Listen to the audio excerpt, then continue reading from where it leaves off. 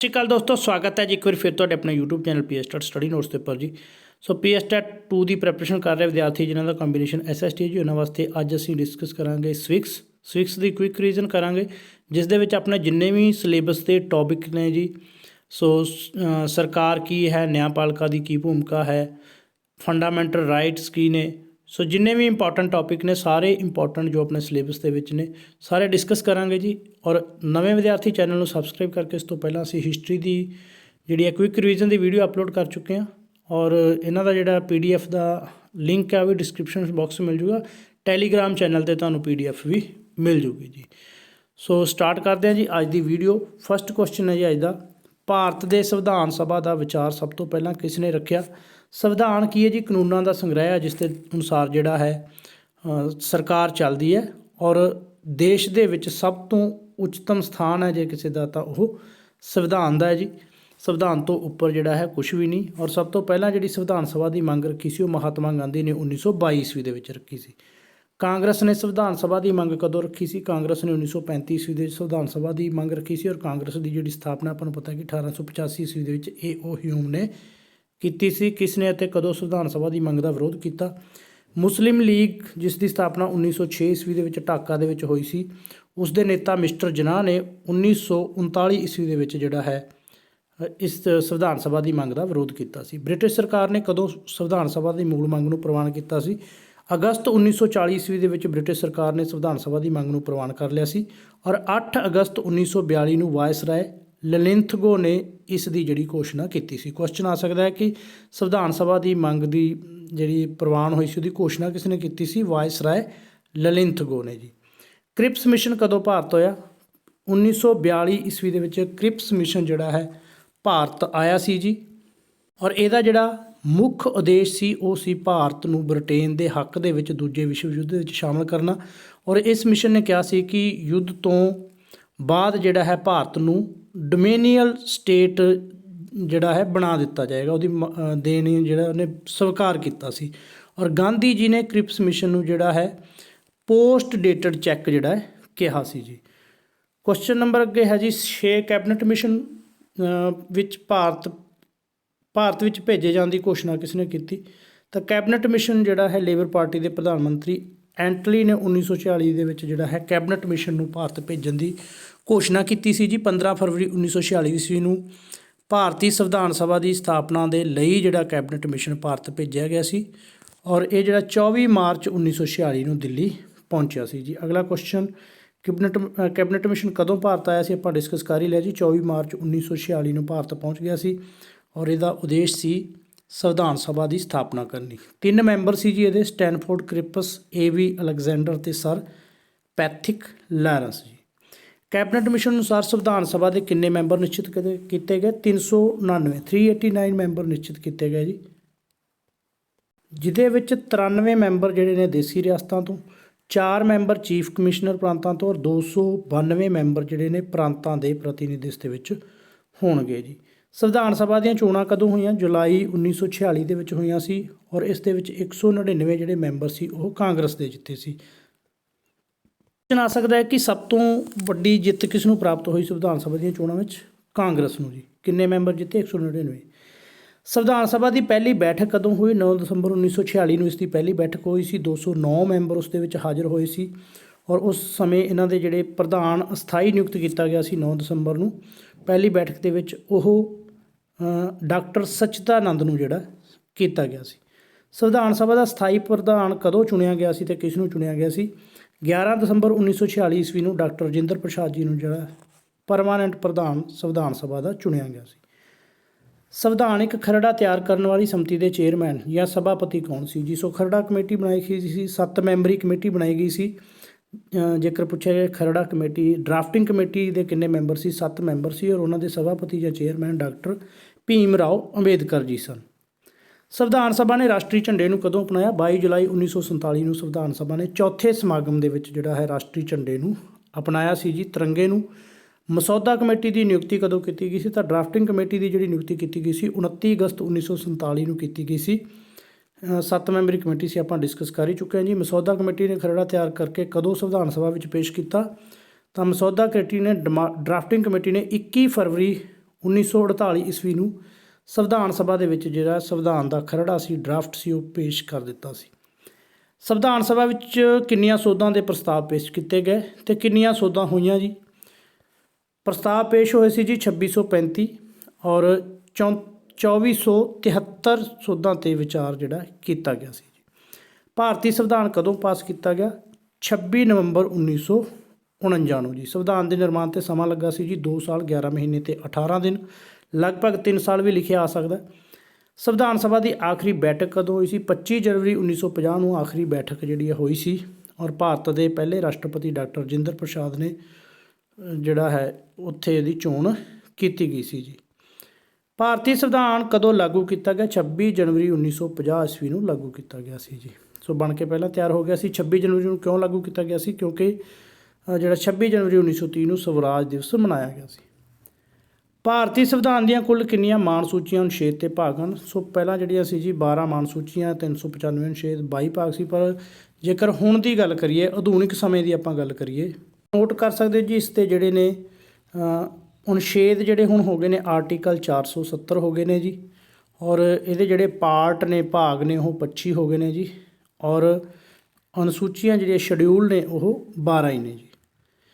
ਅੱਗੇ ਹੈ ਜੀ ਕੁਐਸਚਨ ਨੰਬਰ 22, ਕੇਂਦਰੀ ਸੂਚੀ, ਰਾਜ ਸੂਚੀ ਅਤੇ ਸਮਵਰਤੀ ਸੂਚੀ ਵਿੱਚ ਕਿੰਨੇ ਵਿਸ਼ੇ ਨੇ? ਤਾਂ ਕੇਂਦਰੀ ਸੂਚੀ ਦੇ ਵਿੱਚ ਪਹਿਲਾਂ 97, ਰਾਜ ਸੂਚੀ ਵਿੱਚ 66, ਸਮਵਰਤੀ ਸੂਚੀ ਵਿੱਚ 47 ਵਿਸ਼ੇ ਸੀ ਜੀ। ਹੁਣ ਚੇਂਜ ਹੈ ਜੀ, ਕੇਂਦਰੀ ਸੂਚੀ ਦੇ ਵਿੱਚ ਹੁਣ ਜਿਹੜਾ 97 ਦੀ ਜਗ੍ਹਾ 'ਤੇ 100 ਵਿਸ਼ੇ ਨੇ ਜੀ। ਨੋਟ ਕਰ ਲਿਓ, ਪਹਿਲਾਂ ਦੇ ਵੀ ਪੁੱਛੇ ਜਾ ਸਕਦੇ ਨੇ, ਹੁਣ ਵਾਲੇ ਵੀ ਪੁੱਛੇ ਜਾ ਸਕਦੇ ਨੇ, ਦੋਨਾਂ 'ਚ ਅੰਤਰ ਵੀ ਪੁੱਛਿਆ ਜਾ ਸਕਦਾ। ਰਾਜ ਸੂਚੀ ਵਿੱਚ ਪਹਿਲਾਂ 66 ਸੀ ਜੀ, ਹੁਣ 61 ਨੇ। ਔਰ ਜੇਕਰ ਆਪਾਂ ਗੱਲ ਕਰੀਏ ਸਮਵਰਤੀ ਸੂਚੀ ਦੀ, ਕੰਕਰੀਟ ਲਿਸਟ ਦੀ, ਤਾਂ ਇਸ ਦੇ ਵਿੱਚ ਜਿਹੜਾ ਹੈ ਹੁਣ 52 ਨੇ ਜੀ। ਰਾਜ ਸੂਚੀ 'ਤੇ ਰਾਜ ਕਾਨੂੰਨ ਬਣਾਉਂਦਾ, ਕੇਂਦਰ ਸੂਚੀ 'ਤੇ ਕੇਂਦਰ, ਔਰ ਸਮਵਰਤੀ ਸੂਚੀ 'ਤੇ ਜਿਹੜਾ ਹੈ ਉਹ ਕੋਈ ਵੀ ਕਾਨੂੰਨ ਬਣਾ ਸਕਦਾ। ਸਾਂਝੀ ਲਿਸਟ ਹੈ ਜੀ। ਨੈਕਸਟ ਹੈ ਜੀ ਕੁਐਸਚਨ ਨੰਬਰ 23, ਡਰਾਫਟਿੰਗ ਕਮੇਟੀ ਅੱਗੇ ਪ੍ਰਸਤਾਵਨਾ ਪ੍ਰੈਂਬਲ ਜਿਹੜੀ ਹੈ ਉਸ ਦਾ ਸੁਝਾਅ ਕਿਸ ਨੇ ਦਿੱਤਾ ਸੀ? ਜਵਾਹਰ ਲਾਲ ਨਹਿਰੂ ਜੀ ਨੇ ਜੀ। ਭਾਰਤੀ ਸੰਵਿਧਾਨ ਵਿੱਚ ਕਿਹੜੇ ਕਿਹੜੇ ਦੇਸ਼ਾਂ ਦੇ ਚੰਗੇ ਪੱਖਾਂ ਨੂੰ ਲਿਆ ਗਿਆ ਜੀ? ਸੋ ਚੰਗੇ ਪੱਖਾਂ ਲੈ ਕੇ ਨੇ ਅਲੱਗ-ਅਲੱਗ ਇਹਦਾ ਕੁਐਸਚਨ ਹੁੰਦਾ ਕਿ ਸੰਸਦੀ ਪ੍ਰਣਾਲੀ ਕਿੱਥੋਂ ਲਈ ਗਈ ਹੈ? ਇੰਗਲੈਂਡ ਤੋਂ। ਭਾਰਤੀ ਸੰਘ ਕੈਨੇਡਾ ਤੋਂ। ਨਿਰਦੇਸ਼ਕ ਸਿਧਾਂਤ ਕਿੱਥੋਂ ਲੈ ਗਏ ਨੇ? ਆਇਰਲੈਂਡ ਤੋਂ। ਮੌਲਿਕ ਅਧਿਕਾਰ ਅਮਰੀਕਾ ਤੋਂ ਲੈ ਗਏ ਨੇ। ਸਮਵਰਤੀ ਸੂਚੀ ਕੰਕਰੀਟ ਲਿਸਟ ਲਈ ਗਈ ਜੀ ਆਸਟ੍ਰੇਲੀਆ ਤੋਂ। ਔਰ ਜੱਜਾਂ ਨੂੰ ਹਟਾਉਣ ਦਾ ਜਿਹੜਾ ਇੱਕ ਬਣਿਆ ਹੋਇਆ ਜੀ ਉਹ ਵੀ ਜਿਹੜਾ ਆਸਟ੍ਰੇਲੀਆ ਤੋਂ ਲਿਆ ਗਿਆ ਕਿ ਕਿਸ ਤਰੀਕੇ ਨਾਲ ਜੱਜਾਂ ਨੂੰ ਹਟਾਇਆ ਜਾ ਸਕਦਾ ਹੈ। ਔਰ ਮੌਲਿਕ ਅਧਿਕਾਰਾਂ ਦੀ ਮੁਅੱਤਲੀ ਜਰਮਨ ਤੋਂ ਲਈ ਗਈ ਹੈ। ਕੁਐਸਚਨ ਨੰਬਰ 25 ਹੈ ਜੀ, ਭਾਰਤੀ ਸੰਵਿਧਾਨ ਦੇ ਕਿਹੜੇ ਭਾਗ ਨੂੰ ਕਾਨੂੰਨੀ ਤੌਰ 'ਤੇ ਸੰਵਿਧਾਨ ਦਾ ਅੰਗ ਨਹੀਂ ਮੰਨਿਆ ਜਾਂਦਾ? ਪ੍ਰਸਤਾਵਨਾ ਨੂੰ। ਅਗਲਾ ਹੈ ਜੀ, ਪ੍ਰਸਤਾਵਨਾ ਦੀ ਸ਼ੁਰੂਆਤ ਕਿੱਥੋਂ ਹੁੰਦੀ ਹੈ? ਅਸੀਂ ਭਾਰਤ ਦੇ ਲੋਕ, we are the people of India. ਕਿਹੜਾ ਆਰਟੀਕਲ ਸੰਵਿਧਾਨ ਵਿੱਚ ਸੋਧ ਦਾ ਢੰਗ ਦੱਸਦਾ ਜੀ? ਸੋ ਆਰਟੀਕਲ 368 ਦੱਸਦਾ ਕਿ ਸੰਵਿਧਾਨ ਦੇ ਵਿੱਚ ਸੋਧ ਕਿਸ ਤਰੀਕੇ ਨਾਲ ਕੀਤੀ ਜਾ ਸਕਦੀ ਹੈ, ਕਿੰਨਾ ਕਿੰਨਾ ਉਹਦੇ ਲਈ ਬਹੁਮਤ ਚਾਹੀਦਾ। ਸੋ ਭਾਰਤੀ ਸੰਵਿਧਾਨ ਜਿਹੜਾ ਕਠੋਰ ਵੀ ਹੈ, ਲਚਕੀਲਾ ਵੀ ਹੈ। ਸੋ ਇਸ ਕਰਕੇ ਇਹਦੇ ਅਲੱਗ-ਅਲੱਗ ਨੇ। ਕੁਝ ਸੋਧਾਂ ਜਿਹੜੀਆਂ ਨੇ ਨੋਰਮਲ ਬਹੁਮਤ ਨਾਲ ਹੋ ਜਾਂਦੀਆਂ ਨੇ ਔਰ ਕਈਆਂ ਲਈ ਜ਼ਿਆਦਾ ਬਹੁਮਤ ਜਿਹੜਾ ਚਾਹੀਦਾ। ਔਰ ਇੱਕ ਚੀਜ਼ ਹੋਰ ਯਾਦ ਰੱਖਣੀ ਹੈ ਕਿ ਹੁਣ ਤੱਕ ਜਿਹੜੀਆਂ ਸੋਧਾਂ ਨੇ ਉਹ 104 ਸੋਧਾਂ ਹੋ ਚੁੱਕੀਆਂ ਨੇ ਜੀ। ਅੱਗੇ ਕੁਐਸਚਨ ਹੈ ਜੀ, ਆਰਟੀਕਲ 1 ਭਾਰਤ ਨੂੰ ਘੋਸ਼ਿਤ ਕਰਦਾ। ਤਾਂ ਆਰਟੀਕਲ 1 ਦੇ ਵਿੱਚ ਭਾਰਤ ਨੂੰ ਯੂਨੀਅਨ ਆਫ ਸਟੇਟ ਕਿਹਾ ਗਿਆ ਜੀ। ਸੰਵਿਧਾਨ ਅਨੁਸਾਰ ਕਿਹੜੀ ਭਾਸ਼ਾ ਨੂੰ ਸੰਘ ਸਰਕਾਰ ਦੀ, ਇੱਥੇ ਰਾਸ਼ਟਰੀ ਨਹੀਂ ਪੜ੍ਹਨਾ ਜੀ, ਸਰਕਾਰੀ ਭਾਸ਼ਾ ਪੜ੍ਹਨਾ ਹੈ ਜੀ। ਸੋ ਸਰਕਾਰੀ ਭਾਸ਼ਾ ਐਲਾਨਿਆ ਗਿਆ ਹੈ। ਤਾਂ ਹਿੰਦੀ ਨੂੰ ਦੇਵਨਾਗਰੀ ਲਿਪੀ ਦੇ ਵਿੱਚ ਜਿਹੜਾ ਹੈ ਸੰਵਿਧਾਨ ਅਨੁਸਾਰ ਸੰਘ ਦੀ ਸਰਕਾਰੀ ਭਾਸ਼ਾ ਐਲਾਨਿਆ ਗਿਆ ਜੀ। ਜੇਕਰ ਪੁੱਛਿਆ ਜਾਂਦਾ ਕਿਸ ਅਨੁਛੇਦ ਦੇ ਤਹਿਤ ਜਿਹੜਾ ਸਰਕਾਰੀ ਭਾਸ਼ਾ, ਰਾਜ ਭਾਸ਼ਾ ਐਲਾਨਿਆ ਗਿਆ, ਤਾਂ 343 ਅਨੁਛੇਦ ਦੇ ਤਹਿਤ ਜੀ ਹਿੰਦੀ ਨੂੰ ਦੇਵਨਾਗਰੀ ਲਿਪੀ ਦੇ ਵਿੱਚ। ਕੁਐਸਚਨ ਨੰਬਰ 30 ਜੀ, ਸਮਾਜਵਾਦੀ, ਧਰਮ ਨਿਰਪੱਖ ਅਤੇ ਰਾਸ਼ਟਰ ਦੀ ਏਕਤਾ ਅਖੰਡਤਾ ਸ਼ਬਦ ਪ੍ਰਸਤਾਵਨਾ ਵਿੱਚ ਕਦੋਂ ਜੋੜੇ ਗਏ? 44ਵੀਂ ਸੋਧ ਦੇ ਵਿੱਚ ਜੋੜੇ ਗਏ ਜੀ 1976 ਦੀ ਸੋਧ ਦੇ ਦੁਆਰਾ।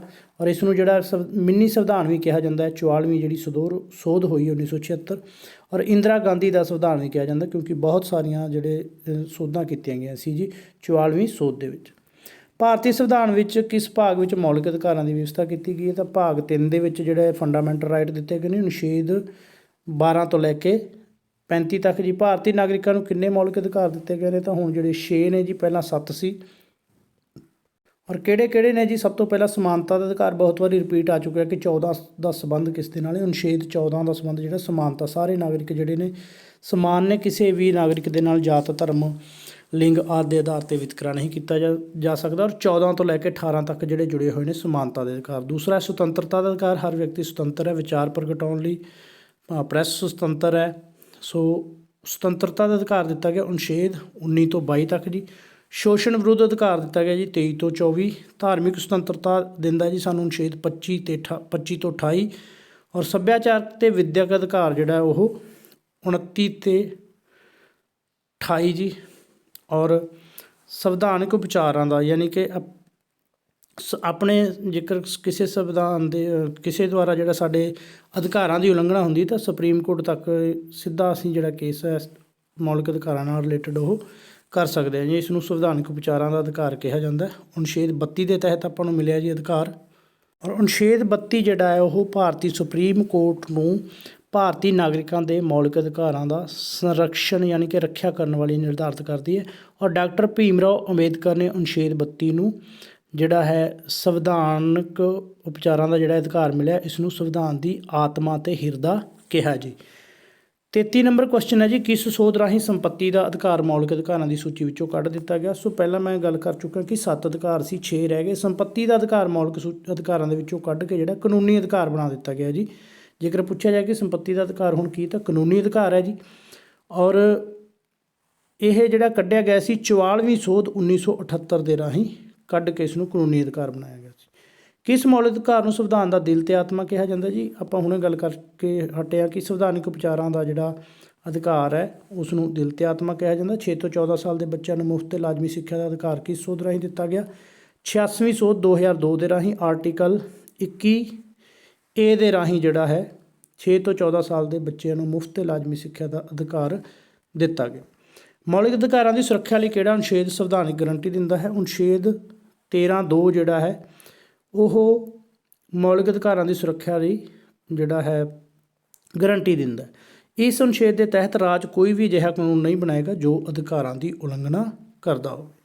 ਭਾਰਤੀ ਸੰਵਿਧਾਨ ਵਿੱਚ ਮੌਲਿਕ ਕਰਤੱਵ ਕਦੋਂ ਸ਼ਾਮਲ ਕੀਤੇ ਗਏ। 1976 ਈਸਵੀ ਦੇ ਵਿੱਚ 42ਵੀਂ ਸੋਧ ਦੇ ਰਾਹੀਂ ਜਿਹੜਾ ਹੈ ਮੌਲਿਕ ਕਰਤੱਵ ਸ਼ਾਮਲ ਕੀਤੇ ਗਏ। ਔਰ ਕਿਸ ਦੀ ਸਿਫਾਰਿਸ਼ ਦੇ ਨਾਲ ਸ਼ਾਮਲ ਕੀਤੇ ਗਏ। ਸਰਦਾਰ ਸਵਰਨ ਸਿੰਘ ਕਮੇਟੀ ਦੀ ਸਿਫਾਰਿਸ਼ 'ਤੇ ਸ਼ਾਮਲ ਕੀਤੇ ਗਏ। ਔਰ ਲੈ ਕਿੱਥੋਂ ਗਏ ਨੇ ਮੌਲਿਕ ਕਰਤੱਵ ਨੇ ਜਿਹੜੇ, ਇਹ ਲੈ ਗਏ ਨੇ ਜੀ ਪੂਰਵ ਸੋਵੀਅਤ ਸੰਘ ਰੂਸ ਤੋਂ ਜੀ। ਅਗਲਾ ਕੁਐਸਚਨ ਹੈ ਜੀ, ਕਿਹੜੇ 2 ਦੇਸ਼ਾਂ ਤੋਂ ਇਲਾਵਾ ਹੋਰ ਕਿਸੇ ਵੀ ਦੇਸ਼ ਦੇ ਸੰਵਿਧਾਨ ਵਿੱਚ ਮੌਲਿਕ ਕਰਤੱਵਾਂ ਦਾ ਜ਼ਿਕਰ ਨਹੀਂ ਹੁੰਦਾ। ਭਾਰਤ ਅਤੇ ਰੂਸ। ਸੋ 2 ਹੀ ਦੇਸ਼ ਨੇ ਜਿਨ੍ਹਾਂ ਦੇ ਵਿੱਚ ਮੌਲਿਕ ਕਰਤੱਵ ਦੱਸੇ ਗਏ ਨੇ। ਔਰ ਮੌਲਿਕ ਕਰਤੱਵ ਗਿਣਤੀ ਦੇ ਵਿੱਚ 11 ਨੇ, ਜਿਵੇਂ ਕਿ ਸੰਵਿਧਾਨ, ਰਾਸ਼ਟਰੀ ਝੰਡੇ ਅਤੇ ਗੀਤ ਦਾ ਸਨਮਾਨ ਕਰਨਾ ਔਰ ਭਾਰਤੀ ਪ੍ਰਭੂਸੱਤਾ, ਏਕਤਾ, ਅਖੰਡਤਾ ਸਮਰਥਨ ਕਰਨਾ ਜੀ। ਇਸ ਦਾ 6 ਤੋਂ 14 ਸਾਲ ਦੇ ਬੱਚਿਆਂ ਨੂੰ ਸਿੱਖਿਆ ਪ੍ਰਦਾਨ ਕਰਨ ਦਾ ਮੌਕਾ ਪ੍ਰਦਾਨ ਕਰਨਾ ਕਿਸ ਸੋਧ ਰਾਹੀਂ ਜੋੜਿਆ ਗਿਆ। 86ਵੀਂ ਸੋਧ 2002 ਦੇ ਰਾਹੀਂ। ਰਾਜ ਦੀ ਨੀਤੀ ਦੇ ਨਿਰਦੇਸ਼ਕ ਸਿਧਾਂਤ ਕਿਸ ਹਿੱਸੇ ਵਿੱਚ ਦਰਜ ਕੀਤੇ ਗਏ ਨੇ। ਤਾਂ ਰਾਜ ਦੀ ਨੀਤੀ ਦੇ ਨਿਰਦੇਸ਼ਕ ਸਿਧਾਂਤ ਨੇ ਜਿਹੜੇ, ਜੇਕਰ ਭਾਗ ਪੁੱਛਿਆ ਜਾਏ ਤਾਂ ਭਾਗ ਚੌਥੇ ਦੇ ਵਿੱਚ ਨੇ ਜੀ। ਅਨੁਛੇਦ ਪੁੱਛਿਆ ਜਾਏ ਤਾਂ 36 ਤੋਂ ਲੈ ਕੇ 51 ਤੱਕ। ਸੋ 36 ਤੋਂ 51 ਤੱਕ ਜਿਹੜਾ ਅਨੁਛੇਦ ਹੈ ਉਸ ਦਾ ਸੰਬੰਧ ਰਾਜ ਦੀ ਨੀਤੀ ਦੇ ਨਿਰਦੇਸ਼ਕ ਸਿਧਾਂਤਾਂ ਨਾਲ ਹੈ ਜੀ। ਅਗਲਾ ਕੁਐਸਚਨ ਹੈ ਜੀ, ਕਿਸ ਸੋਧ ਰਾਹੀਂ ਵੋਟ ਪਾਉਣ ਦੀ ਉਮਰ 21 ਤੋਂ 18 ਸਾਲ ਕੀਤੀ ਗਈ। ਤਾਂ ਉਮਰ ਜਿਹੜੀ 21 ਤੋਂ 18 ਸਾਲ ਕੀਤੀ ਗਈ 61ਵੀਂ ਸੋਧ 1980 ਰਾਹੀਂ। ਭਾਰਤੀ ਸੰਵਿਧਾਨ ਦੀ ਪ੍ਰਸਤਾਵਨਾ ਵਿੱਚ ਹੁਣ ਤੱਕ ਕਿੰਨੀਆਂ ਸੋਧਾਂ ਹੋ ਚੁੱਕੀਆਂ ਨੇ। 21 ਹੀ ਸੋਧ ਹੋਈ ਹੈ ਜੀ ਹੁਣ ਤੱਕ ਪ੍ਰਸਤਾਵਨਾ ਦੇ ਵਿੱਚ। ਸੰਵਿਧਾਨ ਅਨੁਸਾਰ ਕਿਸੇ ਰਾਜ ਵਿਧਾਨ ਸਭਾ ਦੇ ਵੱਧ ਤੋਂ ਵੱਧ ਕਿੰਨੇ ਮੈਂਬਰ ਹੋ ਸਕਦੇ ਨੇ। 500 ਜੀ। ਔਰ ਭਾਰਤੀ ਸੰਵਿਧਾਨ ਦੀ ਕਿਸ ਧਾਰਾ ਅਨੁਸਾਰ ਕਿਸੇ ਪ੍ਰਾਂਤ ਵਿੱਚ ਰਾਸ਼ਟਰਪਤੀ ਰਾਜ ਲਾਗੂ ਕੀਤਾ ਜਾ ਸਕਦਾ। ਧਾਰਾ 356 ਦੇ ਤਹਿਤ ਜਿਹੜਾ ਕਿਸੇ ਰਾਜ ਦੇ ਵਿੱਚ ਸੰਵਿਧਾਨਕ ਮਸ਼ੀਨਰੀ ਫੇਲ ਹੋਣ 'ਤੇ 356 ਅਨੁਛੇਦ ਦੇ ਤਹਿਤ ਜਿਹੜਾ ਹੈ ਰਾਸ਼ਟਰਪਤੀ ਰਾਜ ਲਾਗੂ ਕੀਤਾ ਜਾ ਸਕਦਾ। ਔਰ ਇਸ ਤੋਂ ਇਲਾਵਾ ਜਿਹੜਾ ਹੈ 2 ਅਨੁਛੇਦ ਹੋਰ ਨੇ ਜੀ ਜਿਹਦੇ ਤਹਿਤ ਰਾਸ਼ਟਰੀ ਜਿਹੜਾ ਲਾਇਆ ਜਾ ਸਕਦਾ ਹੈ ਰਾਸ਼ਟਰਪਤੀ ਸ਼ਾਸਨ। ਇੱਕ ਹੈ ਜੀ 352। ਸੋ 352 ਦੇ ਤਹਿਤ ਜੇ ਕੋਈ ਬਾਹਰੋਂ ਯੁੱਧ ਹੁੰਦਾ ਹੈ, ਬਾਹਰੀ ਕੋਈ ਸੰਕਟ ਹੈ, ਤਾਂ ਉਸ ਦੇ ਦੌਰਾਨ ਬਾਹਰੀ ਯੁੱਧ ਆਕਰਮਣ ਦੇ ਦੌਰਾਨ ਜਿਹੜਾ ਹੈ ਲਾਇਆ ਜਾ ਸਕਦਾ ਹੈ ਜੀ ਰਾਸ਼ਟਰਪਤੀ ਸੰਕਟ ਕਾਲੀਨ ਦੀ ਘੋਸ਼ਣਾ ਕਰ ਸਕਦਾ ਹੈ।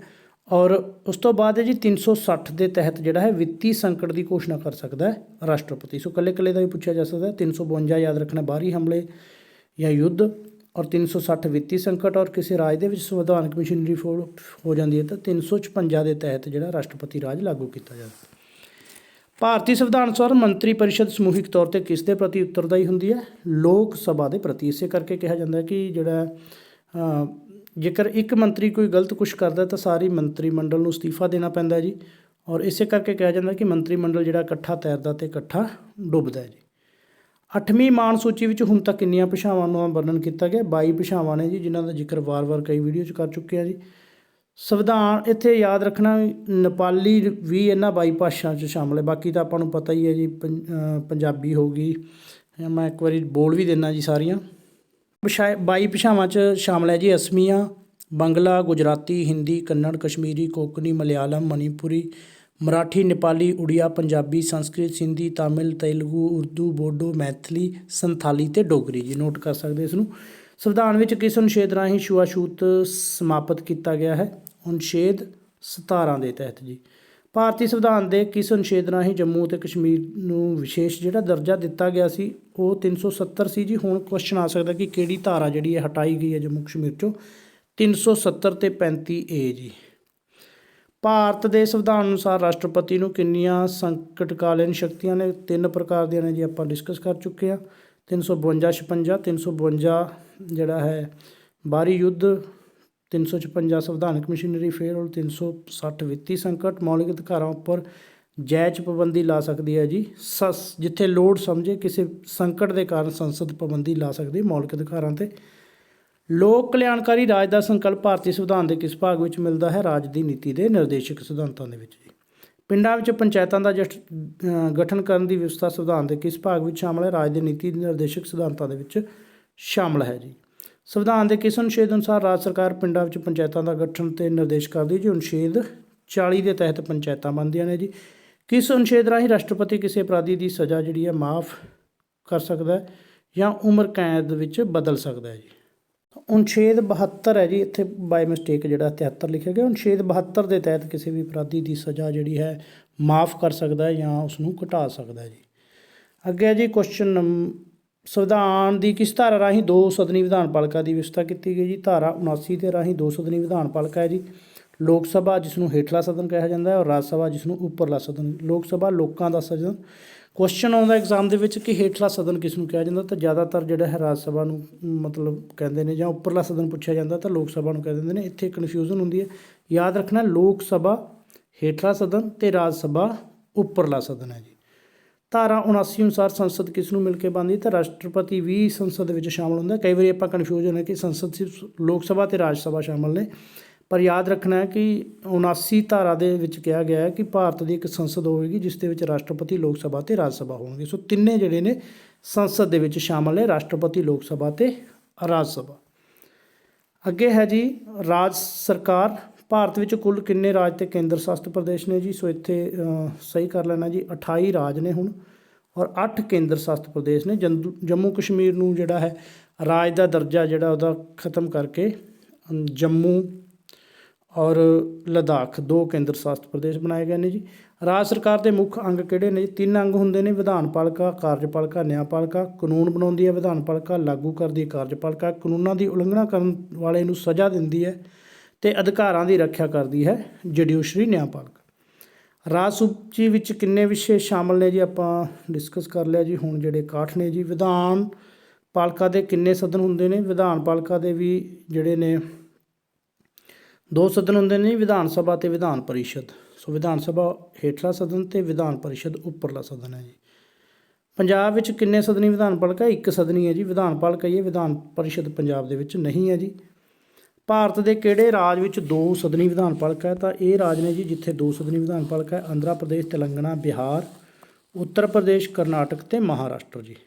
ਸੰਵਿਧਾਨ ਦੁਆਰਾ ਵਿਧਾਨ ਪਾਲਿਕਾ ਦੇ ਮੈਂਬਰਾਂ ਦੀ ਵੱਧ ਤੋਂ ਵੱਧ ਅਤੇ ਘੱਟ ਤੋਂ ਘੱਟ ਕਿੰਨੀ ਗਿਣਤੀ ਮਿਥੀ ਗਈ ਜੀ? ਵਿਧਾਨ ਪਾਲਿਕਾ ਦੀ ਜਿਹੜੀ ਘੱਟੋ ਘੱਟ ਗਿਣਤੀ 60 ਔਰ ਵੱਧ ਤੋਂ ਵੱਧ 500 ਹੋਣੀ ਹੋ ਸਕਦੀ ਹੈ ਜੀ। ਔਰ ਪੰਜਾਬ ਵਿਧਾਨ ਸਭਾ ਦੇ ਕਿੰਨੇ ਮੈਂਬਰ ਨੇ? ਕਈ ਵਾਰੀ ਪੁੱਛਿਆ ਜਾ ਸਕਦਾ। ਵਿਧਾਨ ਸਭਾ ਦੇ ਜਿਹੜੇ ਨੇ 117 ਨੇ ਜੀ ਔਰ ਰਾਜ ਸਭਾ ਦੇ ਪੁੱਛੇ ਜਾਣ ਤਾਂ 7 ਔਰ ਲੋਕ ਸਭਾ ਦੇ ਜਿਹੜੇ ਨੇ ਉਹ 13 ਮੈਂਬਰ ਚੁਣ ਕੇ ਜਾਂਦੇ ਨੇ ਜੀ। ਵਿਧਾਨ ਸਭਾ ਦਾ ਮੈਂਬਰ ਬਣਨ ਲਈ ਉਮਰ ਕਿੰਨੀ ਹੋਣੀ ਚਾਹੀਦੀ ਹੈ? ਤਾਂ ਵਿਧਾਨ ਸਭਾ ਦੇ ਮੈਂਬਰ ਬਣਨ ਦੇ ਲਈ 25 ਸਾਲ ਔਰ ਵਿਧਾਨ ਪਰਿਸ਼ਦ ਦੇ ਲਈ 30 ਸਾਲ। ਇਸੇ ਤਰ੍ਹਾਂ ਲੋਕ ਸਭਾ ਦੇ ਲਈ 25 ਸਾਲ ਔਰ ਰਾਜ ਸਭਾ ਦੇ ਲਈ 30 ਸਾਲ ਦੀ ਉਮਰ ਘੱਟੋ ਘੱਟ ਹੋਣੀ ਚਾਹੀਦੀ ਹੈ ਚੋਣ ਲੜਨ ਦੀ। ਕਿਹੜਾ ਸਦਨ ਸਥਾਈ ਹੁੰਦਾ ਹੈ ਜੀ? ਵਿਧਾਨ ਪਰਿਸ਼ਦ ਜਿਹੜਾ ਹੈ ਸਥਾਈ ਸਦਨ ਹੈ ਜੀ ਔਰ 1/3 ਮੈਂਬਰ ਜਿਹੜੇ ਨੇ ਹਰ ਸਾਲ ਰਿਟਾਇਰ ਹੁੰਦੇ ਨੇ ਔਰ ਇਹਦਾ ਕਾਰਜਕਾਲ ਮੈਂਬਰ ਦਾ 6 ਸਾਲ ਹੁੰਦਾ ਹੈ ਜੀ। ਵਿਧਾਨ ਸਭਾ ਦਾ ਕਾਰਜਕਾਲ ਕਿੰਨਾ ਹੁੰਦਾ ਹੈ? 5 ਸਾਲ ਹੁੰਦਾ ਹੈ ਜੀ, ਪਰ ਰਾਜਪਾਲ ਇਸ ਨੂੰ ਕਾਰਜਕਾਲ ਤੋਂ ਪਹਿਲਾਂ ਵੀ ਭੰਗ ਕਰ ਸਕਦਾ ਹੈ ਔਰ ਰਾਸ਼ਟਰਪਤੀ ਸੰਕਟ ਕਾਲ ਸਮੇਂ ਇਸ ਦੀ ਮਿਆਦ 1 ਸਾਲ ਹੋਰ ਵਧਾ ਵੀ ਸਕਦਾ ਜੀ। ਕੁਐਸਚਨ ਆ ਸਕਦਾ ਕਿ ਰਾਸ਼ਟਰਪਤੀ ਸੰਕਟ ਕਾਲ ਦੇ ਦੌਰਾਨ ਵਿਧਾਨ ਸਭਾ ਦੀ ਕਿੰਨੀ ਜਿਹੜੀ ਹੈ ਵਧਾ ਸਕਦਾ ਜੀ ਕਾਰਜਕਾਲ? 1 ਸਾਲ ਜੀ। ਵਿਧਾਨ ਪਰਿਸ਼ਦ ਦੇ ਮੈਂਬਰਾਂ ਦੀ ਗਿਣਤੀ ਘੱਟੋ ਘੱਟ ਕਿੰਨੀ ਨਿਸ਼ਚਿਤ ਕੀਤੀ ਗਈ ਹੈ ਜੀ? 40 ਘੱਟੋ ਘੱਟ ਹੋਣੀ ਚਾਹੀਦੀ ਹੈ ਔਰ 1/3 ਤੋਂ ਵਿਧਾਨ ਸਭਾ ਦੇ ਮੈਂਬਰਾਂ ਦੇ 1/3 ਤੋਂ ਜ਼ਿਆਦਾ ਨਹੀਂ ਹੋਣੀ ਚਾਹੀਦੀ। ਰਾਜ ਦੀ ਵਿਧਾਨਪਾਲਿਕਾ ਕਿਹੜੇ ਵਿਸ਼ਿਆਂ ਤੇ ਕਾਨੂੰਨ ਬਣਾ ਸਕਦੀ ਹੈ? ਰਾਜ ਸੂਚੀ ਤੇ ਸੰਵਰਤੀ ਸੂਚੀ ਤੇ। ਅਗਲਾ ਕੁਐਸਚਨ ਹੈ ਜੀ, ਵਿਧਾਨ ਸਭਾ ਦੁਆਰਾ ਪਾਸ ਕੀਤਾ ਧਨ ਬਿੱਲ ਵਿਧਾਨ ਪਰਿਸ਼ਦ ਦੁਆਰਾ ਕਿੰਨੇ ਦਿਨਾਂ ਵਿੱਚ ਵਾਪਸ ਭੇਜਣਾ ਜ਼ਰੂਰੀ ਹੁੰਦਾ? 14 ਦਿਨ ਦੇ ਵਿੱਚ ਜੀ। ਵਿਧਾਨ ਸਭਾ ਦੀ ਕਾਰਵਾਈ ਆਰੰਭ ਕਰਨ ਲਈ ਕਿੰਨੇ ਮੈਂਬਰਾਂ ਦਾ ਹੋਣਾ? ਕੋਰਮ ਕਿੰਨਾ ਹੋਣਾ ਚਾਹੀਦਾ? 1/10 ਜੀ, ਯਾਨੀ ਕਿ 10 ਪਿੱਛੇ 1 ਮੈਂਬਰ। ਮੰਨ ਲਓ ਟੋਟਲ 40 ਸੀਟਾਂ ਨੇ ਤਾਂ 4 ਮੈਂਬਰ ਹਾਜ਼ਰ ਹੋਣੇ ਜ਼ਰੂਰੀ ਨੇ। ਵਿਧਾਨ ਸਭਾ ਦੇ ਕਿਸੇ ਮੈਂਬਰ ਦੇ ਕਿੰਨੇ ਦਿਨ ਗੈਰ ਹਾਜ਼ਰ ਰਹਿਣ 'ਤੇ ਉਸ ਦਾ ਪਦ ਖਾਲੀ ਕਰਾਰ ਦਿੱਤਾ ਜਾਂਦਾ ਜੀ? 60 ਦਿਨ ਬਿਨਾਂ ਆਗਿਆ ਤੋਂ ਜੇ ਗੈਰ ਹਾਜ਼ਰ ਰਹਿੰਦਾ ਤਾਂ ਉਸ ਦਾ ਜਿਹੜਾ ਉਹਦਾ ਖਾਲੀ ਕਰਾਰ ਦਿੱਤਾ ਜਾਂਦਾ। ਕਿਹੜਾ ਬਿੱਲ ਕੇਵਲ ਵਿਧਾਨ ਸਭਾ ਵਿੱਚ ਹੀ ਪੇਸ਼ ਕੀਤਾ ਜਾ ਸਕਦਾ ਜੀ? ਧਨ ਬਿੱਲ। ਸੋ ਬਜਟ ਦੇ ਨਾਲ ਟੈਕਸ ਲਾਉਣੇ, ਘਟਾਉਣੇ, ਵਧਾਉਣੇ, ਕਿੱਥੇ ਕੀ ਖਰਚ ਕਰਨਾ ਜੀ, ਉਹ ਬਜਟ ਹੁੰਦਾ ਔਰ ਧਨ ਬਿੱਲ ਹੁੰਦਾ ਉਹ ਜਿਹੜਾ ਕੇਵਲ ਵਿਧਾਨ ਸਭਾ ਦੇ ਵਿੱਚ ਹੀ ਪਹਿਲਾਂ ਪੇਸ਼ ਕੀਤਾ ਜਾ ਸਕਦਾ ਜੀ। ਮੰਤਰੀ ਪਰਿਸ਼ਦ ਆਪਣੇ ਕੰਮਾਂ ਪ੍ਰਤੀ ਕਿਸ ਪ੍ਰਤੀ ਉੱਤਰਦਾਈ ਹੈ? ਵਿਧਾਨ ਸਭਾ ਪ੍ਰਤੀ ਜੀ। ਅੱਗੇ ਹੈ ਜੀ, ਸੰਵਿਧਾਨ ਦੇ ਕਿਸ ਅਨੁਛੇਦ ਵਿੱਚ ਮੰਤਰੀ ਪਰਿਸ਼ਦ ਦੀ ਵਿਵਸਥਾ ਕੀਤੀ ਗਈ ਹੈ? ਅਨੁਛੇਦ 163 ਦੇ ਵਿੱਚ ਜੀ। ਮੰਤਰੀ ਪਰਿਸ਼ਦ ਦਾ ਮੁਖੀਆ ਕੌਣ ਹੁੰਦਾ ਹੈ? ਮੁੱਖ ਮੰਤਰੀ। ਮੁੱਖ ਮੰਤਰੀ ਦੀ ਨਿਯੁਕਤੀ ਕੌਣ ਕਰਦਾ ਹੈ? ਰਾਜਪਾਲ। ਜੇਕਰ ਕਿਸੇ ਅਜਿਹੇ ਵਿਅਕਤੀ ਨੂੰ ਮੁੱਖ ਮੰਤਰੀ ਜਾਂ ਮੰਤਰੀ ਨਿਯੁਕਤ ਕੀਤਾ ਜਾਵੇ ਜੋ ਕਿਸੇ ਵੀ ਸਦਨ ਦਾ ਮੈਂਬਰ ਨਾ ਹੋਵੇ ਤਾਂ ਉਸ ਨੂੰ ਕਿੰਨੇ ਸਮੇਂ ਵਿੱਚ ਕਿਸੇ ਇੱਕ ਸਦਨ ਦਾ ਮੈਂਬਰ ਬਣਨਾ ਚਾਹੀਦਾ? 6 ਮਹੀਨੇ ਦੇ ਵਿੱਚ ਬਣਨਾ ਪੈਂਦਾ ਹੈ ਜੀ। ਕੁਐਸਚਨ ਆ ਜਾਂਦਾ, ਕਨਫਿਊਜ਼ ਹੋ ਜਾਂਦੇ ਕਿ ਕੋਈ ਵਿਅਕਤੀ ਜਿਹੜਾ ਨਾ ਵਿਧਾਨ ਸਭਾ ਦਾ ਮੈਂਬਰ ਹੈ ਨਾ ਵਿਧਾਨ ਪਰਿਸ਼ਦ ਦਾ ਮੈਂਬਰ ਹੈ, ਕੀ ਉਹ ਮੰਤਰੀ ਬਣ ਸਕਦਾ? ਤਾਂ ਬਣ ਸਕਦਾ, ਪਰ ਉਸ ਨੂੰ ਮੈਂਬਰਸ਼ਿਪ ਪ੍ਰਾਪਤ ਕਰਨੀ ਪੈਂਦੀ ਹੈ 6 ਮਹੀਨੇ 'ਚ। 2004 ਦੀ ਸੰਵਿਧਾਨਕ ਸੋਧ ਰਾਹੀਂ ਮੰਤਰੀ ਪਰਿਸ਼ਦ ਵਿੱਚ ਮੰਤਰੀਆਂ ਦੀ ਗਿਣਤੀ ਕਿੰਨੀ ਨਿਸ਼ਚਿਤ ਕੀਤੀ ਗਈ ਹੈ?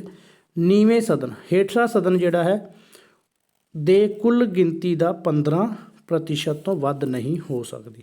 ਯਾਨੀ ਕਿ ਮੰਨ ਲਓ ਵਿਧਾਨ ਸਭਾ ਦੇ ਜਿਹੜੇ 100 ਮੈਂਬਰ ਨੇ ਤਾਂ ਜਿਹੜੀ ਮੰਤਰੀ ਪਰਿਸ਼ਦ ਉਹਦੇ ਵਿੱਚੋਂ ਕੈਬਨਿਟ ਬਣੂਗੀ ਉਹ 15 ਮੰਤਰੀ ਉਸ ਦੇ ਵਿੱਚ ਸ਼ਾਮਲ ਹੋਣਗੇ, ਇਸ ਤੋਂ ਜ਼ਿਆਦਾ ਨਹੀਂ ਹੋਣਗੇ।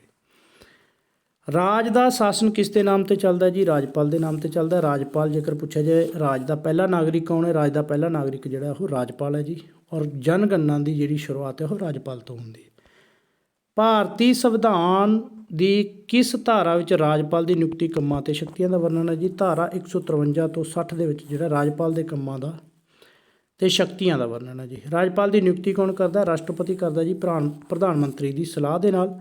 ਰਾਜਪਾਲ ਦੀ ਨਿਯੁਕਤੀ ਲਈ ਘੱਟੋ ਘੱਟ ਉਮਰ ਕਿੰਨੀ ਹੋਣੀ ਚਾਹੀਦੀ ਹੈ?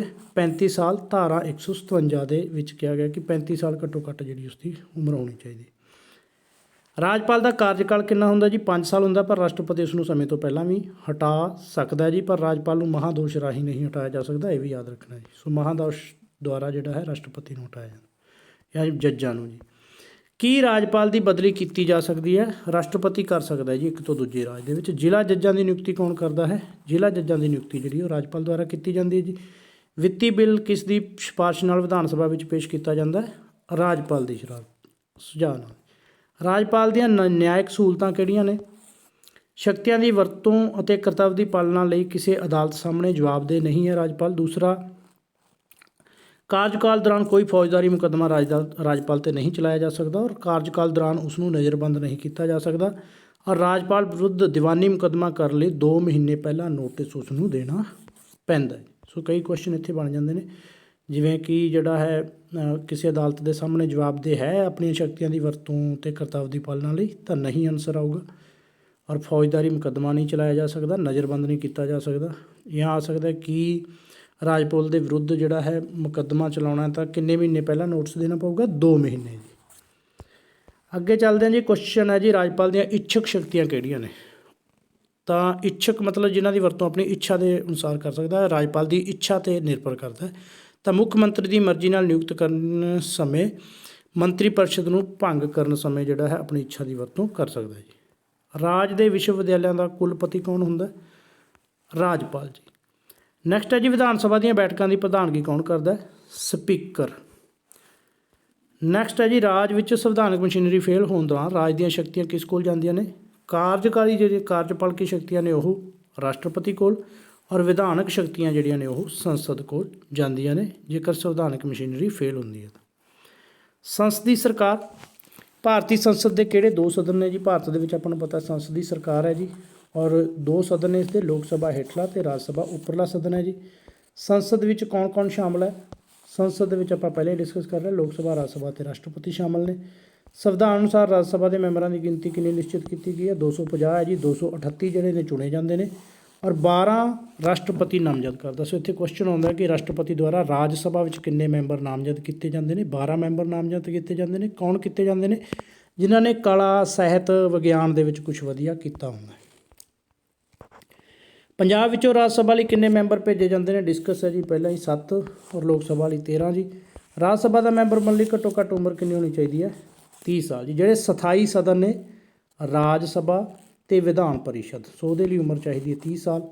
ਔਰ ਪਹਿਲੇ ਨਾਗਰਿਕ ਨੇ ਰਾਜ ਦੇ ਤੇ ਦੇਸ਼ ਦੇ ਰਾਸ਼ਟਰਪਤੀ ਤੇ ਰਾਜਪਾਲ ਜੀ। ਸੋ ਘਰ ਦੇ ਆਪਾਂ ਕਹਿ ਸਕਦੇ ਹਾਂ ਕਿ ਸਭ ਤੋਂ ਪਹਿਲੇ ਪਾਏਦਾਨ ਤੇ ਵੱਡੇ ਬਜ਼ੁਰਗ ਨੇ, ਸੋ ਉਹਨਾਂ ਲਈ ਉਮਰ ਵੀ ਵੱਡੀ ਹੋਊਗੀ। ਰਾਜਪਾਲ ਤੇ ਰਾਸ਼ਟਰਪਤੀ ਲਈ 35 ਸਾਲ।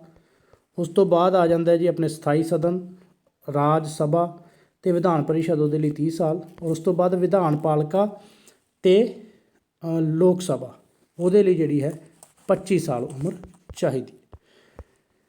ਰਾਜ ਸਭਾ ਦੇ ਮੈਂਬਰ ਦਾ ਕਾਰਜਕਾਲ 6 ਸਾਲ ਲਈ ਚੁਣੇ ਜਾਂਦੇ ਨੇ ਜੀ, ਤੇ 1/3 ਮੈਂਬਰ ਹਰ 2 ਸਾਲ ਬਾਅਦ ਰਿਟਾਇਰ ਹੁੰਦੇ ਨੇ। ਸਥਾਈ ਸਦਨ ਹੈ ਜੀ, ਪਰਮਾਨੈਂਟ ਸਦਨ ਹੈ ਰਾਜ ਸਭਾ। ਰਾਜ ਸਭਾ ਕਦੀ ਵੀ ਭੰਗ ਨਹੀਂ ਹੁੰਦੀ। ਰਾਜ ਸਭਾ ਦੀ ਕਾਰਵਾਈ ਸ਼ੁਰੂ ਕਰਨ ਲਈ ਘੱਟੋ ਘੱਟ ਕਿੰਨੇ ਮੈਂਬਰ ਹੋਣੇ ਚਾਹੀਦੇ ਨੇ? 1/10 ਮੈਂਬਰ ਹੋਣੇ ਚਾਹੀਦੇ ਨੇ, ਪਰੰਤੂ 41ਵੀਂ ਸੋਧ ਰਾਹੀਂ ਰਾਜ ਸਭਾ ਖੁਦ ਆਪਣਾ ਕੋਰਮ ਨਿਸ਼ਚਿਤ ਕਰ ਸਕਦੀ ਹੈ ਜੀ। ਰਾਜ ਸਭਾ ਦਾ ਸਭਾਪਤੀ ਕੌਣ ਹੁੰਦਾ ਜੀ? ਉਪ ਰਾਸ਼ਟਰਪਤੀ। ਰਾਜ ਸਭਾ ਦਾ ਸਭਾਪਤੀ ਇੰਪੋਰਟੈਂਟ ਕੁਐਸਚਨ ਹੈ, ਯਾਦ ਰੱਖਣਾ। ਰਾਜ ਸਭਾ ਦਾ ਜਿਹੜਾ ਸਭਾਪਤੀ ਹੈ ਉਹ ਉਪ ਰਾਸ਼ਟਰਪਤੀ ਆਪਣੇ ਅਹੁਦੇ ਦੇ ਕਾਰਨ ਹੁੰਦਾ। ਕੀ ਰਾਜ ਸਭਾ ਦੇ ਮੈਂਬਰ ਸਭਾਪਤੀ ਨੂੰ ਹਟਾ ਸਕਦੇ ਨੇ? ਨਹੀਂ ਹਟਾ ਸਕਦੇ ਜੀ, ਮਤਾ ਪਾ ਸਕਦੇ ਨੇ, ਪਰ ਜੇਕਰ ਲੋਕ ਸਭਾ ਵੀ ਪਾਸ ਕਰੇ ਤਾਂ ਹੀ ਹਟਾਇਆ ਜਾ ਸਕਦਾ ਜੀ। ਦੋਹਾਂ ਸਦਨਾਂ ਦੀ ਸਾਂਝੀ ਬੈਠਕ ਦੌਰਾਨ ਸਭਾਪਤੀ ਦੇ ਆਸਣ ਤੇ ਕੌਣ ਬੈਠਦਾ? ਲੋਕ ਸਭਾ ਦਾ ਸਪੀਕਰ ਜੀ। ਜੇ ਦੋਨੋਂ ਸਦਨ ਲੋਕ ਸਭਾ ਤੇ ਰਾਜ ਸਭਾ ਇਕੱਠੇ ਹੁੰਦੇ ਨੇ ਤਾਂ ਉਹਨਾਂ ਦੀ ਬੈਠਕਾਂ ਦੀ ਪ੍ਰਧਾਨਗੀ ਜਿਹੜੀ ਲੋਕ ਸਭਾ ਦਾ ਸਪੀਕਰ ਕਰਦਾ। ਸਭਾਪਤੀ ਦੀ ਕੁਰਸੀ ਤੇ ਲੋਕ ਸਭਾ ਦਾ ਸਪੀਕਰ ਬੈਠਦਾ ਜੀ। ਜੇ ਰਾਜ ਸਭਾ ਧਨ ਬਿੱਲ ਰੱਦ ਕਰ ਦੇਵੇ ਤਾਂ 14 ਦਿਨ ਤੱਕ ਕੋਈ ਕਾਰਵਾਈ ਨਾ ਕਰੇ, ਕੀ ਉਹ ਬਿੱਲ ਪਾਸ ਸਮਝਿਆ ਜਾਵੇਗਾ ਜਾਂ ਨਹੀਂ? ਤਾਂ ਪਾਸ ਸਮਝਿਆ ਜਾਵੇਗਾ ਜੀ। ਰਾਜ ਸਭਾ ਸਿਰਫ 14 ਦਿਨ ਤੱਕ ਰੋਕ ਸਕਦੀ ਹੈ, ਰੱਦ ਨਹੀਂ ਕਰ ਸਕਦੀ। ਉਪ ਰਾਸ਼ਟਰਪਤੀ ਵਿਰੁੱਧ ਮਹਾਦੋਸ਼ ਲਗਾਉਣ ਦਾ ਅਧਿਕਾਰ ਕਿਸ ਨੂੰ ਹੈ? ਰਾਜ ਸਭਾ ਮਹਾਦੋਸ਼ ਲਾ ਸਕਦੀ ਹੈ ਉਪ ਰਾਸ਼ਟਰਪਤੀ 'ਤੇ ਜੀ।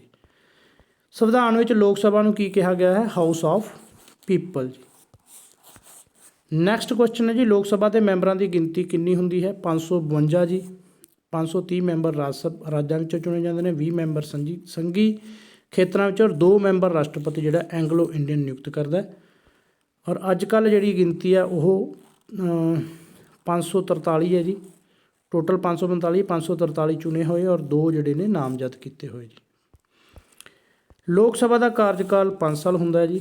ਲੋਕ ਸਭਾ ਦਾ ਮੈਂਬਰ ਬਣਨ ਲਈ ਘੱਟੋ ਘੱਟ ਉਮਰ 25 ਸਾਲ, ਪਹਿਲਾਂ ਹੀ ਡਿਸਕਸ ਹੈ ਜੀ। ਲੋਕ ਸਭਾ ਦੇ ਸਾਲ ਵਿੱਚ ਕਿੰਨੇ ਸਮਾਗਮ ਹੋਣੇ ਜ਼ਰੂਰੀ ਨੇ? 2 ਸਮਾਗਮ ਹੋਣੇ ਜ਼ਰੂਰੀ ਨੇ ਜੀ। 6 ਮਹੀਨਿਆਂ ਦੇ ਵਿੱਚ ਯਾਨੀ ਕਿ 1 ਸਮਾਗਮ ਹੋਣਾ ਜ਼ਰੂਰੀ ਹੈ। ਚੋਣ ਵਿਵਾਦ ਦੀ ਸੁਣਵਾਈ ਕਿੱਥੇ ਹੁੰਦੀ ਹੈ? ਉੱਚ ਅਦਾਲਤ ਦੇ ਵਿੱਚ ਜੀ। ਅੱਗੇ ਹੈ ਜੀ, ਕਿਹੜਾ ਬਿੱਲ ਲੋਕ ਸਭਾ ਵਿੱਚ ਪੇਸ਼ ਕੀਤਾ ਜਾਂਦਾ? ਧਨ ਬਿੱਲ ਜੀ। ਧਨ ਬਿੱਲ ਜਿਹੜਾ ਹੈ ਵਿੱਤੀ ਬਿੱਲ ਹੈ, ਬਜਟ ਨਾਲ ਸੰਬੰਧਿਤ ਹੈ, ਲੋਕ ਸਭਾ ਦੇ ਵਿੱਚ ਹੀ ਪਹਿਲਾਂ ਪੇਸ਼ ਕੀਤਾ ਜਾਂਦਾ। ਹੋਰ ਜਿਹੜਾ ਬਿੱਲ ਹੈ ਕਿਤੇ ਵੀ ਪੇਸ਼ ਕੀਤਾ ਜਾਂਦਾ, ਔਰ ਜੇਕਰ ਕੋਈ ਰੌਲਾ ਪੈਂਦਾ ਕਿ ਧਨ ਬਿੱਲ ਹੈ ਜਾਂ ਨਹੀਂ ਬਿੱਲ, ਤਾਂ ਉਸ ਦਾ ਫੈਸਲਾ ਜਿਹੜਾ ਹੈ ਲੋਕ ਸਭਾ ਦਾ ਸਪੀਕਰ ਕਰਦਾ। ਸੰਵਿਧਾਨ ਦੇ ਅਨੁਛੇਦ 75(3) ਦੇ ਅਨੁਸਾਰ ਮੰਤਰੀ ਪਰਿਸ਼ਦ ਦੀ ਕਿਸ ਪ੍ਰਤੀ ਉੱਤਰਦਾਈ ਹੈ? ਲੋਕ ਸਭਾ ਦੇ ਪ੍ਰਤੀ ਮੰਤਰੀ ਪਰਿਸ਼ਦ ਉੱਤਰਦਾਈ ਹੈ ਜੀ। ਅੱਗੇ ਹੈ ਜੀ, ਲੋਕ ਸਭਾ ਦੀਆਂ ਬੈਠਕਾਂ ਦੀ ਪ੍ਰਧਾਨਗੀ ਕੌਣ ਕਰਦਾ? ਤਾਂ ਲੋਕ ਸਭਾ ਦਾ ਸਪੀਕਰ ਪ੍ਰਧਾਨਗੀ ਕਰਦਾ ਜੀ। ਲੋਕ ਸਭਾ ਵਿੱਚ ਪਾਸ ਬਿੱਲ ਨੂੰ ਰਾਜ ਸਭਾ 14 ਦਿਨ ਤੱਕ ਹੀ ਰੋਕ ਸਕਦੀ ਹੈ ਜੀ। ਲੋਕ ਸਭਾ ਦੇ ਸਪੀਕਰ ਦੀ ਚੋਣ ਕੌਣ ਕਰਦਾ? ਲੋਕ ਸਭਾ ਦੇ ਮੈਂਬਰ ਜੀ।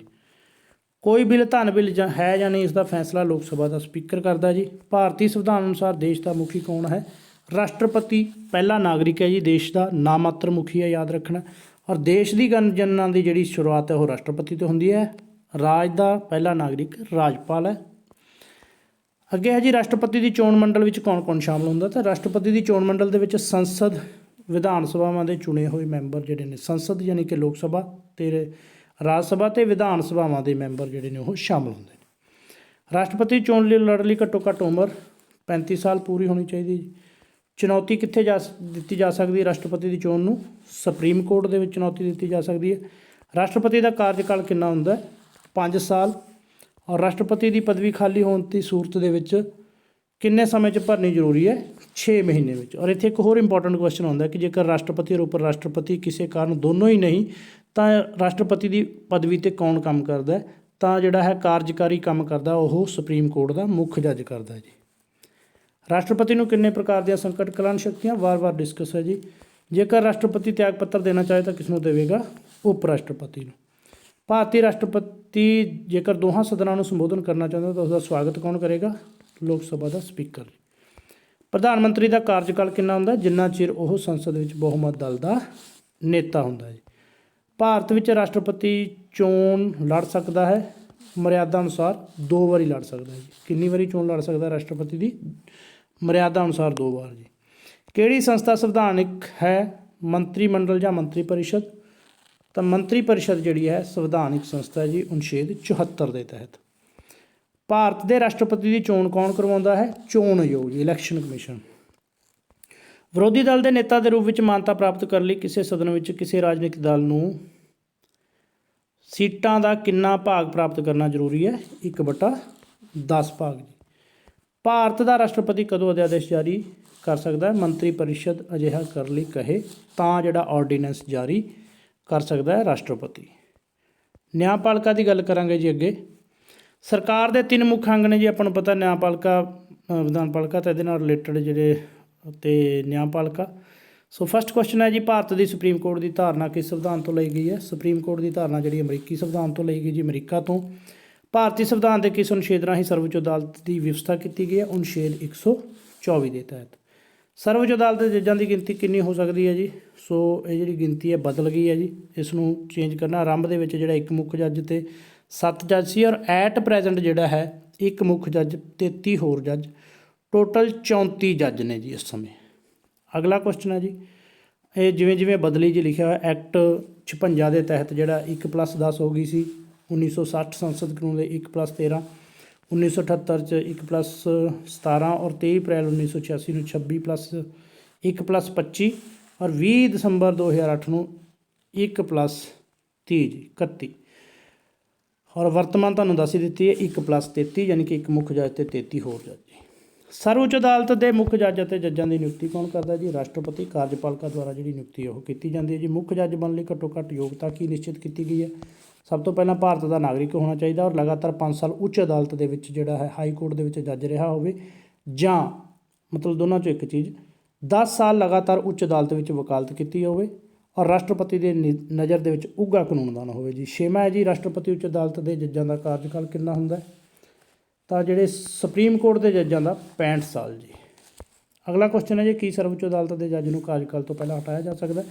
ਮਹਾਦੋਸ਼ ਲਾ ਕੇ ਹਟਾਇਆ ਜਾ ਸਕਦਾ ਹੈ ਜੀ, ਜੇਕਰ ਸੰਸਦ ਦੇ 2 ਸਦਨ 2/3 ਬਹੁ ਨਾਲ। ਕਿੰਨੇ ਬਹੁਮਤ ਨਾਲ ਹਟਾਇਆ ਜਾ ਸਕਦਾ ਹੈ? 2/3 ਬਹੁਮਤ ਦੇ ਨਾਲ ਜੀ, ਵੱਖ-ਵੱਖ ਬੈਠਕਾਂ ਦੇ ਵਿੱਚ ਮਤਾ ਪਾ ਕੇ ਜੀ।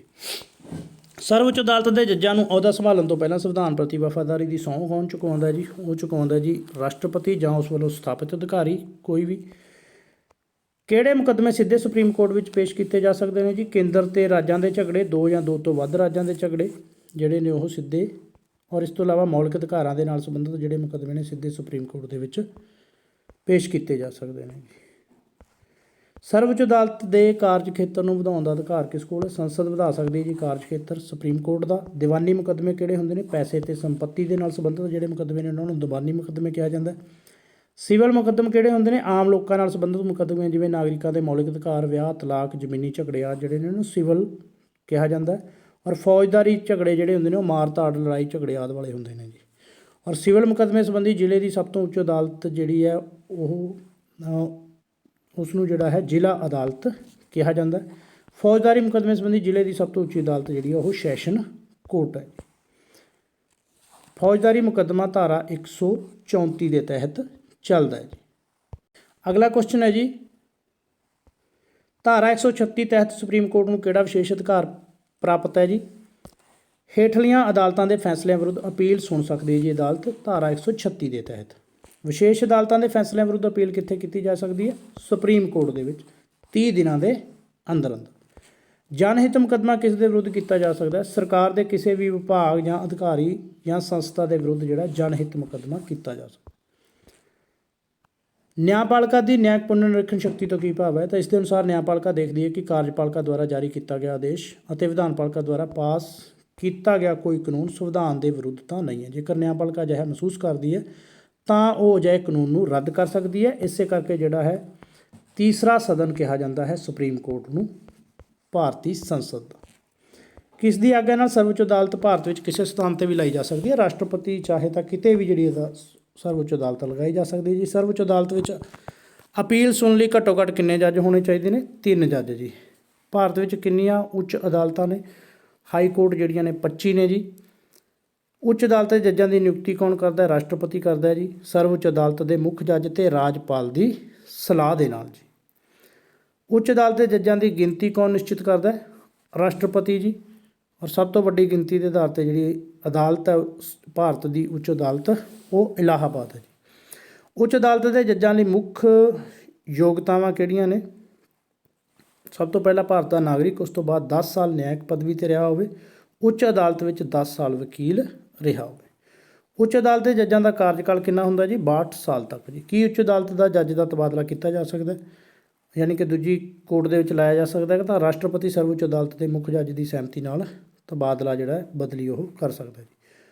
ਉੱਚ ਅਦਾਲਤ ਦੇ ਜੱਜਾਂ ਨੂੰ ਪਦਵੀ ਸੰਭਾਲਣ ਤੋਂ ਪਹਿਲਾਂ ਸਹੁੰ ਕੌਣ ਚੁਕਾਉਂਦਾ ਜੀ? ਰਾਜ ਦਾ ਰਾਜਪਾਲ ਜਿਹੜਾ ਹੈ ਜਾਂ ਉਸ ਵੱਲੋਂ ਸਥਾਪਿਤ ਅਧਿਕਾਰੀ ਜੀ। ਉੱਚ ਅਦਾਲਤ ਦੇ ਥੋੜ੍ਹਾ ਜਿਹਾ ਜੇਕਰ ਤੁਸੀਂ ਕੇਂਦਰ ਔਰ ਰਾਜ ਦੋਨਾਂ ਨੂੰ ਜੇਕਰ ਇੱਕ ਉਹਦੇ ਨਾਲ ਦੇਖੋਗੇ, ਜਿਸ ਤਰ੍ਹਾਂ ਕੇਂਦਰ ਦੇ ਵਿੱਚ ਸੰਸਦ ਕੰਮ ਕਰ ਰਹੀ ਹੈ, ਰਾਸ਼ਟਰਪਤੀ ਕੰਮ ਕਰ ਰਿਹਾ, ਉਸੇ ਤਰ੍ਹਾਂ ਰਾਜਪਾਲ ਕੰਮ ਕਰ ਰਿਹਾ ਰਾਜ ਦੇ ਵਿੱਚ ਜੀ।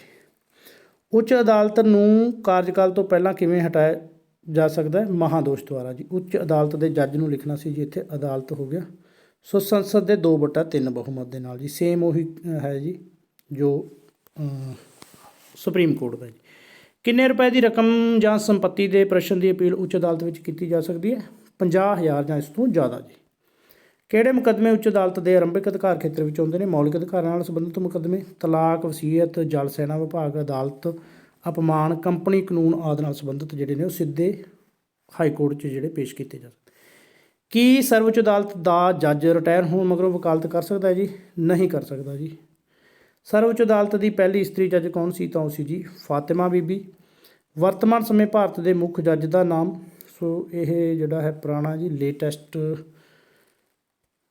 ਸਮੇਂ ਧਿਆਨ 'ਚ ਨਹੀਂ ਜੀ। ਨੈਕਸਟ ਹੈ ਭਾਰਤ ਦੇ ਅਟਾਰਨੀ ਜਨਰਲ ਦੀ ਨਿਯੁਕਤੀ ਕੌਣ ਕਰਦਾ ਜੀ? ਭਾਰਤ ਦਾ ਮੁੱਖ ਜੱਜ। ਵਰਤਮਾਨ ਅਟਾਰਨੀ ਜਨਰਲ, ਇਹ ਵੀ ਤੁਸੀਂ ਜਰਾ ਇਸ ਨੂੰ ਵੀ ਰਹਿਣ ਦਿਓ ਜੀ ਕੁਐਸਚਨ ਨੂੰ। ਔਰ ਜਿਹੜਾ ਹੈ ਸ਼ਾਇਦ ਰੰਜਨ ਗਗੋਈ ਵੀ ਹੁਣ ਨਹੀਂ ਹੈ ਜੀ, ਸੋ ਇਸ ਕਰਕੇ ਇਹਨੂੰ ਵੀ ਛੱਡ ਦਿਓ ਜੀ। ਅਪਡੇਟ ਵੀਡੀਓ ਪਾਈ ਹੋਈ ਹੈ, ਤੁਸੀਂ ਉਹ ਦੇਖ ਲਿਓ ਜੀ। ਸੋ ਕਾਫੀ ਕੁਛ ਰਿਵਾਈਜ਼ ਹੋ ਗਿਆ ਹੋਣਾ। ਉਮੀਦ ਹੈ ਕਿ ਵੀਡੀਓ ਵਧੀਆ ਹੀ ਲੱਗੇਗੀ, ਕਿਉਂਕਿ ਕਾਫੀ ਮਿਹਨਤ ਨਾਲ ਬਣੀ ਹੋਈ ਵੀਡੀਓ ਹੈ। ਕਾਫੀ ਕੁਝ ਸਿੱਖਣ ਨੂੰ, ਲਗਭਗ ਜਿੰਨੇ ਇੰਪੋਰਟੈਂਟ ਕੁਐਸਚਨ ਹੁੰਦੇ ਨੇ 15 ਕੁਐਸਚਨ ਦੀ ਸਵਿਕਸ ਹੈ ਜੀ, 15 ਨੰਬਰ ਦੀ। ਔਰ ਮੈਨੂੰ ਉਮੀਦ ਹੈ ਕਿ ਇਸ ਦੇ ਵਿੱਚੋਂ ਹੀ ਆਊਗੀ ਲਗਭਗ 12+ ਨੰਬਰ ਤੁਹਾਨੂੰ ਇਸ ਵੀਡੀਓ 'ਚੋਂ ਆ ਸਕਦੇ ਨੇ, ਜੇਕਰ ਧਿਆਨ ਨਾਲ ਸੁਣੋਗੇ। So thank you for watching the video.